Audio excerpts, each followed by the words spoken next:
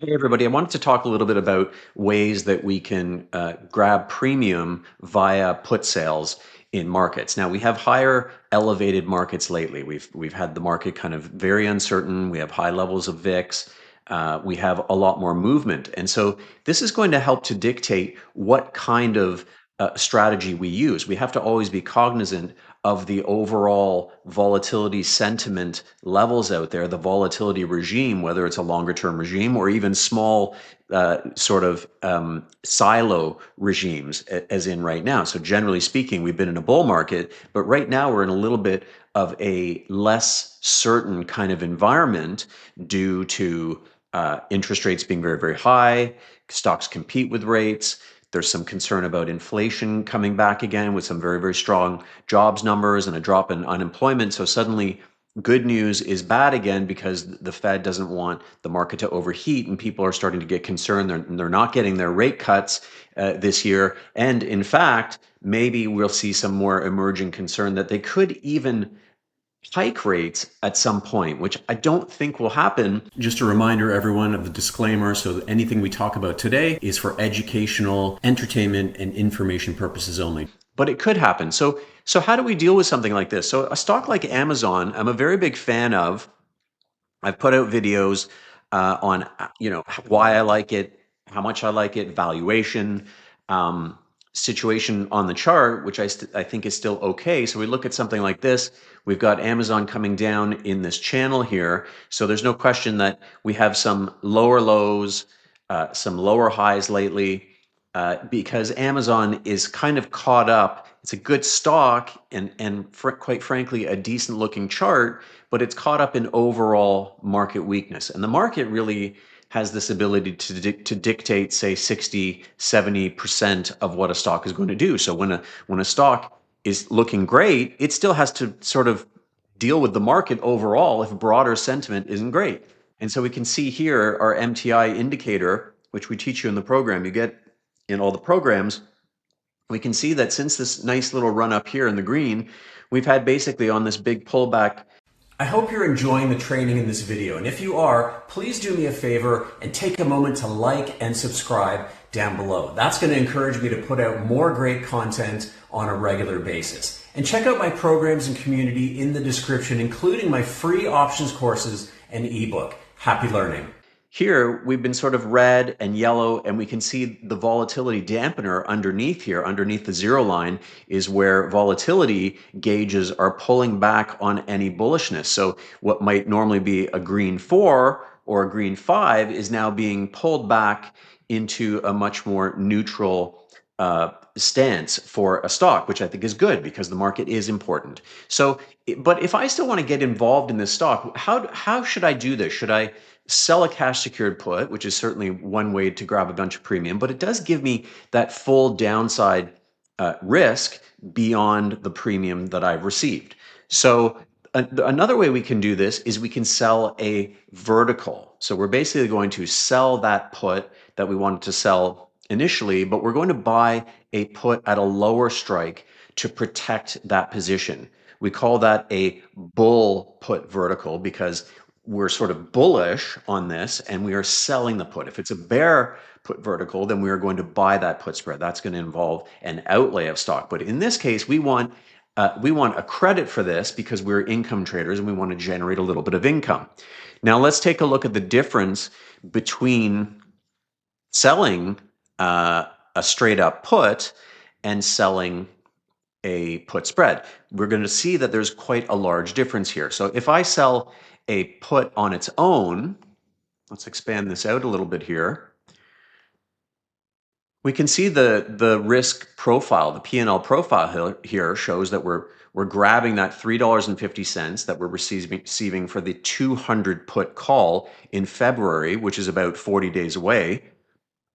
We're receiving that $3.50, but of course that makes our break even 196.5, and below 196.5, we're effectively going to have, we're going to own Amazon. We're going to own it below 200, but our cost basis will be 196.5.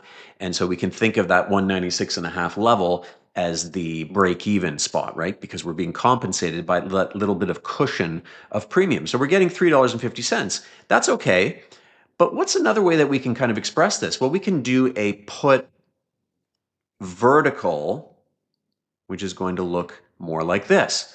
So you're still receiving some premium, but you are protected by this extra put that we've purchased. We've sold the 200 put, but we've purchased the lower 190 put strike to protect the 200 sale, because when we sell a put, we of course are obligated to own the stock if the stock closes underneath the strike price at expiration. So the way to mitigate some of that downside risk is to buy a lower put that makes up for the long stock position that you're going to end up with, in essence, is how you can think of it, and it stops you out at 190. Now, big difference here, though, is that you're getting quite a different amount of premium. Notice that for selling the put, we receive $3.50 on its own. Now, volatility levels are a little bit higher, and we're going to get to why that's important in a moment. But when we sell the 200 put as well as buy the 190 put, we're having to pay for that insurance at the 190 level. And what that does is it reduces our credit to 92 cents. So it's come down from $3.50 for having sold that 200 put to only 92 cents. But the reason this is an important thing to consider is that when you enter into a more volatile environment, you have to consider that the environment is much more treacherous than it was before. So in a low volatility environment, I'm a little bit more at ease with selling that put for 350 because we generally have stocks doing okay. There's always going to be some idiosyncratic risk where individual stocks are going to do whatever they do. But for something like Amazon, where I love the valuation, I love what they're doing, they're getting into this new angle on advertising. They're just getting stronger and stronger using AI to the fullest extent, like Meta does. And that is just a company that I want to be a part of. It's not that expensive compared to even something like a Walmart. So this is something that I can really wrap my head around owning. So I don't mind selling puts in this name because I don't mind owning it. But in a higher volatility environment, let's take a look at what we are really dealing with here. So option sellers, when volatility is low, we have to understand that our torque is really coming from theta. We have low levels of implied volatility, which is basically option pricing. And we have markets that really aren't moving around as much. In fact, they tend to kind of be rising, marching up slowly over time when you're kind of in a VIX 12, 13, 14 environment, or even lower than 12, 11, 10. You're in a market that really doesn't pull back very much. When volatility is higher, let's call that VIX 16, 17, 18 plus, you have something different in terms of what the Greeks that are in play here. Your torque really isn't coming from theta very much at all. Your torque is coming from Vega, which is the level of volatility. So when you're short options, you can benefit from a drop in volatility, but it's also coming from movement. We call that gamma and delta, right? Delta is your directional risk. Gamma is the rate at which delta changes. So really, when things are moving around at a high clip, meaning big runs up, big runs down, which is very typical of an 18, 19, 20 plus VIX environment, you're going to get some big rallies, you're going to get some big sell-offs. That is just par for the course.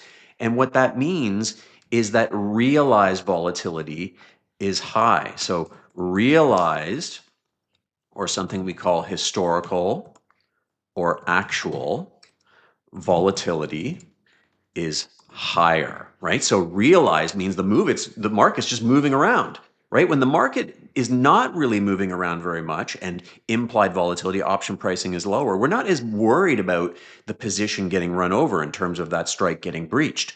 And that's where we're basically just waiting for time to do its thing. And we can't rush time. Theta is just going to come when it comes, day by day by day.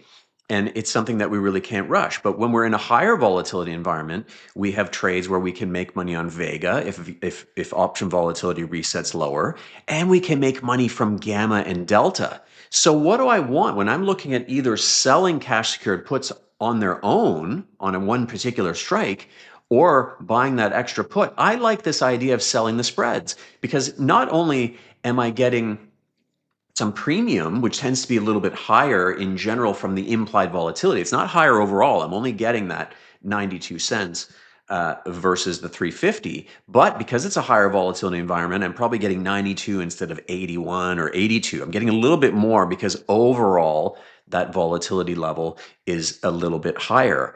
But that's not the thing that I'm really excited about here. What I'm excited about is that the market is telling me clearly that things are moving around. And when realized volatility is higher, and particularly, I'm going to bring up the SPY here. Let's take a look at what the SPY is doing. We'll look at realized volatility in the green. It's pointing straight up. So some of you who've taken my programs know that I believe that direction of volatility is actually quite an important thing.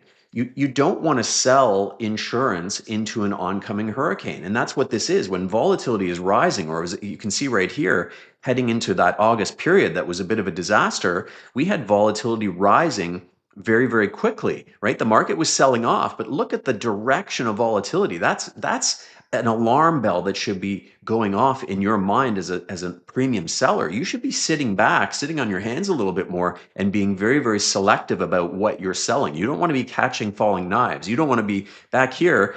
Semiconductors were falling off a cliff, and I kept seeing people selling puts left, right, and center. Why are you doing that when the oncoming storm is in the distance, and that's a really, really tangible threat? So here we have volatility rising. So what do I want? I want to be a part of this trade. I want to grab some premium because I don't want to just wait for blue skies all the time and for the VIX to be 12 to grab some premium. I want to grab some premium now, but I want that extra little bit of protection.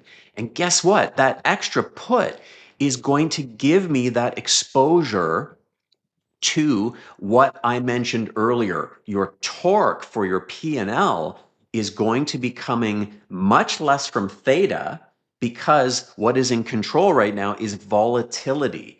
And if Amazon comes down, I am going to have a piece of the puzzle that I can actually play with here, right? If Amazon comes down, I am going to be able to monetize this long put that I have if it happens within a reasonable amount of time, right? If this happens with 1 day left, this won't be very reactive. But overall, we're in a volatile environment now, not 3 weeks from now. We're in volatile environment right now, and I want to be able to take advantage of that. So if Amazon decides to drop and go through this strike, guess what? These are going to start really picking up in value. We're going to see a more of a spike in implied volatility, which is going to help this long put. It's going to hurt the short put a little bit, but it's going to help this long put, especially if out of the money put skew starts to really crank up a little bit and start to rise. So we're going to get this nice benefit, this sort of big boost in Vega from this long put, and we're going to get this sort of delta, meaning the market is going down towards this put strike. So we're going to get a double benefit from owning this protection down here. From delta, meaning the direction of Amazon, which is coming down, we presume, and Vega, which is going to boost our value of our put a little bit more because the implied volatility might go from 33 to 36, 37, 38. So we're going to benefit from two Greeks there, delta and Vega. This is why I kind of like butterflies some of the times. That's a topic for another video. But that is going to give us a little protection. So we're going to come down through here. And because we're recognizing that markets are volatile, right? We have to take what the market's giving us. Don't pretend that we know more than the market because the market is truth at all times. And so we're going to be able to monetize this. So if Amazon does come down through this level, I don't expect it to, but let's say it just sits around up here. Let's say all this worry passes and Amazon just sticks around up here and maybe heads back up to the upper part of this channel, heads back up to 230, maybe starts to break out. Well, then I'm going to collect my 92 cents. And that's great. Sure, I could have gotten a little bit more by selling the put just for 350, but I don't want to not have protection in this kind of environment where the market is looking a little bit nervous. Like, look at this. We've got this trend line here. We had resistance ahead of the election. We dropped down. Resistance became support. Boom. We bounced off of it again. We made all-time highs. We bounced off it. We pushed through a little bit, got people nervous. We bounced off of it again. We bounced off of it again. Now we're hitting, what is that? Four bottoms, right? It's not even just a triple bottom. It's a quadruple bottom. And today we're closing pretty close to the lows, and that chart doesn't look very good. This is not an environment where I really want a lot of naked short puts. I want that extra little bit of protection because what that's going to do is if I can make $2 or $3 or $4 or $5 on that long put at the 190 strike, then I'm going to lower my cost basis even more on Amazon. So this is number one, it's a very, very capital efficient strategy, which I really like because at this point, my maximum risk on this strategy is only about $9. So it's very capital efficient as opposed to just being short a put on Amazon, which is going to give me about $19,000 of risk on a one lot. So my risk is drastically lower at this point. But I have this extra little piece that I can play with. If things do get shaky and things get a little bit ugly, I've got that protection that I can monetize if it happens within a reasonable amount of time.